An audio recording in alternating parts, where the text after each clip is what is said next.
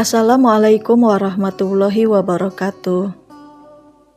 Selamat datang di channel cerita horor Senja Maghrib. Cerita yang akan saya bawakan kali ini adalah tentang kisah pilu sang wanita penghibur bagian ketiga tamat. Untuk selalu update cerita-cerita horor terbaru dari saya, jika berkenan silahkan klik tombol subscribe dan like cerita horor dari saya.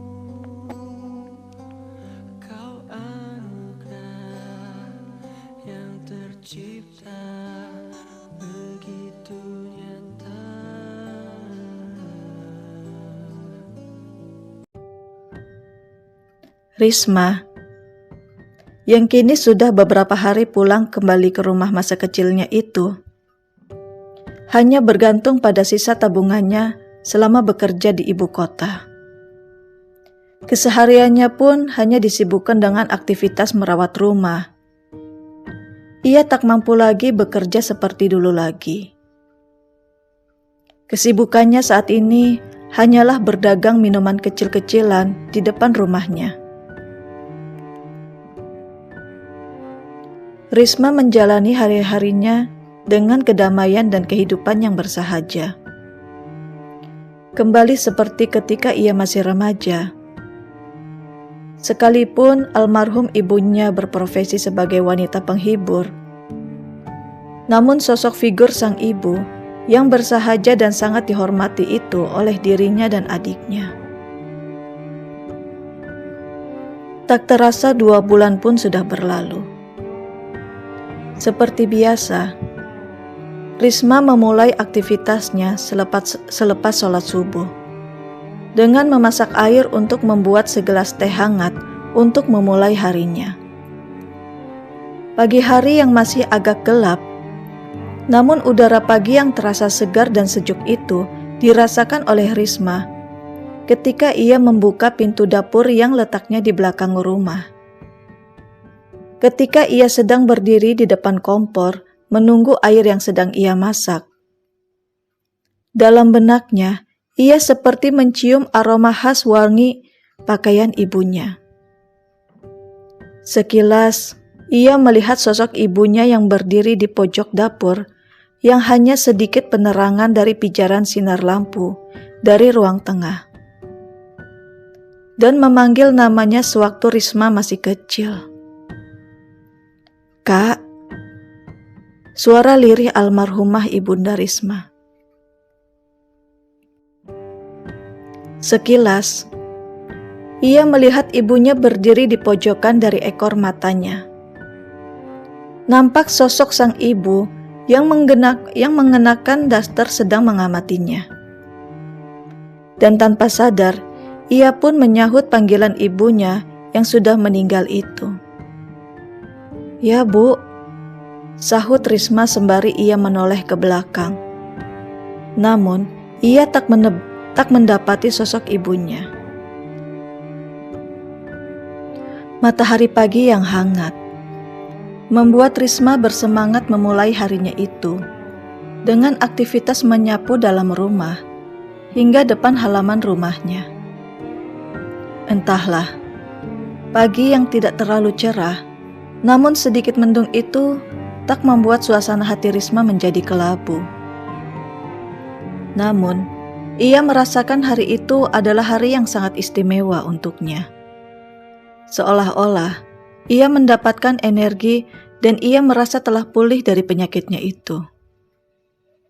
Ia pun bersemangat merapihkan halaman dan menata kembali pot bunga yang sebelumnya tidak tertata selama beberapa tahun. Semenjak Risma dan Nadine adiknya pindah keluar kota. Ia pun tak lupa mengganti tanaman yang sudah lama mati dengan menggantikan tanaman berbunga yang baru. "Nak Risma, semangat banget pagi ini," sapa Bude Is dari depan rumahnya dengan senyumnya yang selalu ramah. "Iya, Bude. Tiba-tiba saja saya bersemangat merapikan rumah. Jadi, ketika banyak orang yang berkunjung ke rumahku nanti, sudah terlihat cantik dengan bunga. Ujar Risma dengan nada yang ceria. Oh, mau ada tamu toh? Kalau boleh tahu, siapa nanti yang akan berkunjung, Nak Risma? Tanya Bu Deis dengan nada penasaran, yang ketika itu juga berjalan mendekati Risma yang masih sibuk menatap pot bunga. Bu Deis yang merasa penasaran dengan penjelasan Risma itu, merasa aneh. Karena sudah bertahun-tahun lamanya, rumah Mbak Pur, nama panggilan Ibunda Risma, tidak pernah dikunjungi banyak tamu. Terakhir kalinya hanya warga sekitar untuk takziah meninggalnya Mbak Pur. Tidak sedang menunggu siapa-siapa kok Bude. Hanya mau terlihat rapi saja. Jadi, biar nggak malu-maluin kalau orang datang, Risma menjelaskan dengan wajah yang ceria. Bu Deis hanya mengangguk dan terdiam, sambil mengamati aktivitas Risma yang tak seperti biasanya itu. Kesehariannya Risma, yang terlihat lemah dan sedikit pucat, hanya melakukan aktivitas berjemur di pagi hari dan duduk di ruang tamu.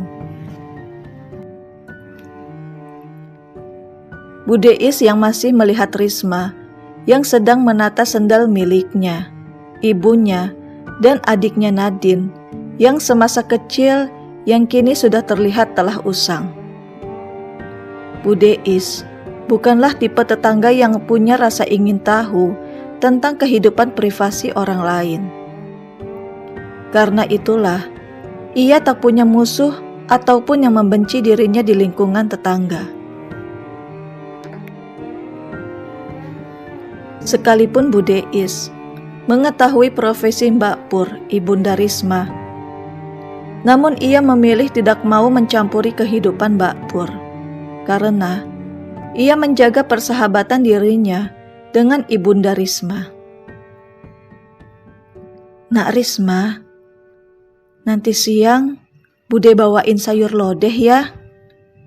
Ini Bude mau masak sayur lodeh kesukaan Nak Risma.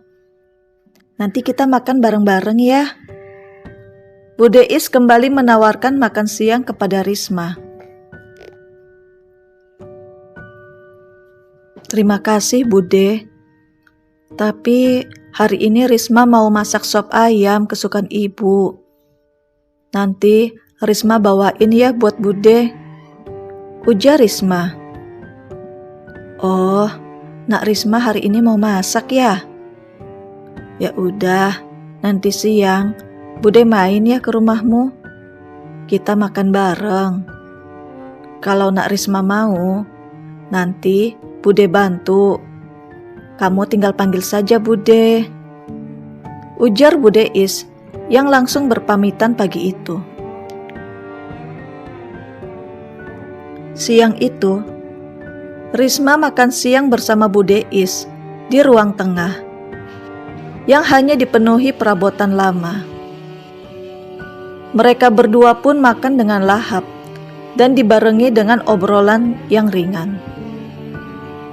Nak Risma, kamu nurun bakat ibumu yang pintar masak. Canda Bu Deis dengan pujian yang membuat Risma tersenyum lebar. Siang yang tidak terlalu terik masih berbalut mendung. Bu Deis dan Risma masih menikmati makan berdua. Risma, makan yang banyak ya nak, biar kamu kuat dan gemuk. Ucap Bu Deis sambil melanjutkan makannya. Di sela makan siang mereka, Risma pun bercerita tentang kejadian tadi subuh kepada tetangganya, yakni Bu Deis. Bude, tadi subuh sehabis sholat, aku melihat sosok ibu berdiri dekat dapur. Cerita Risma dengan nada pelan dan sedih. Ah, Mungkin kamu lagi kangen ibumu, dan ibumu ingin didoakan sama kamu, Ris. Hibur Bu Deis yang melihat Risma terdiam dengan tatapan kosong ke arah piringnya. Apakah kamu kangen ibumu, Ris? Tanya Bu Deis dengan nada lembut. Risma hanya bisa mengangguk pelan dan berlinangan air mata. Bu Deis pun mengusap lengan Risma dengan lembut. Nanti sehabis sholat duhur, kita ke makam ibumu ya. Hibur Bu Deis. Ini pertama kalinya Bu Deis mengajak Risma sholat duhur berjamaah di rumah Risma. Namun, yang tak seperti biasanya, ia hanya melakukan gerakan sholat dengan posisi duduk. Namun beda kali ini. Risma mampu berdiri lama untuk menopang badannya sendiri. Siang itu, sehabis ba'da duhur, mereka berdua pun berjalan kaki menuju area pemakaman sang ibunda Risma. Namun, begitu setibanya mereka di area pemakaman, tiba-tiba saja mereka disambut angin kencang sesaat dan terdengar suara khas burung pemakaman yang seolah-olah menyambut kedatangan mereka. Suara burung pemakaman itu terus berputar-putar mengelilingi mereka. Setelah mereka selesai mengirim doa untuk ibundanya Risma, tiba-tiba saja Risma berkata kepada Bu Deis, yang seolah-olah menitipkan sebuah pesan terakhir.